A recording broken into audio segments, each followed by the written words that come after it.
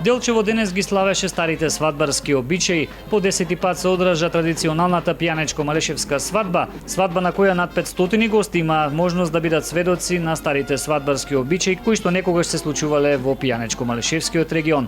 За младоженците Драган Аговски од Берово и Милена Параскова од Пехчево беше чест да се носат носиите кои пред многу години ги носеле нивните предци. Чест ми е што ја носам носијата. Оваа носија е традиционална малешевска носија, стара околу 2 века. Таа е значи ткаена од нашите прабаби. Има фустан, фута. Значи на нас носиме автентични работи, носијата, имаме дел од носијата кој се создаден од нашите прабаби.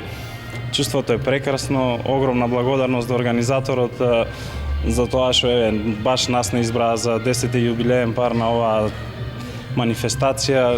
За нивните родители пак најважно е што старите традиции оживуваат преку младите. Да се подсетиме на некогашното, на традициите, на детите. И тоа е едно добро искуство и мисля дека треба и понатаму да се продолжи за младите да знаат како нашите предци ја кронисувале својата љубов пред неколку години.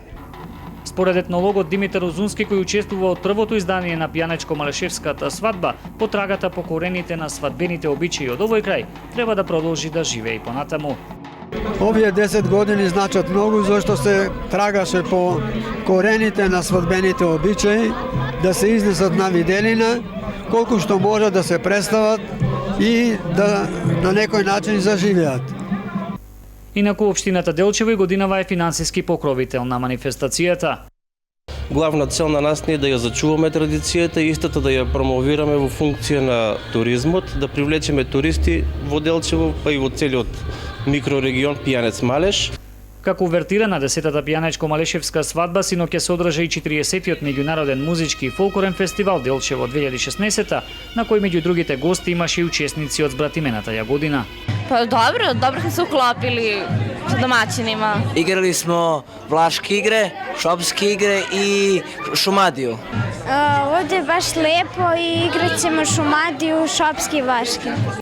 Инаку еден месец пред свадбата беа изведени сите адити кои се поврзани со пијанечко-малешевските традиции, од несењето погачи до китењето на бајракот од страна на другарите на младоженецот. Се тоа беше одлично спакувано како туристичка понуда на регионот Пијанец Малеш.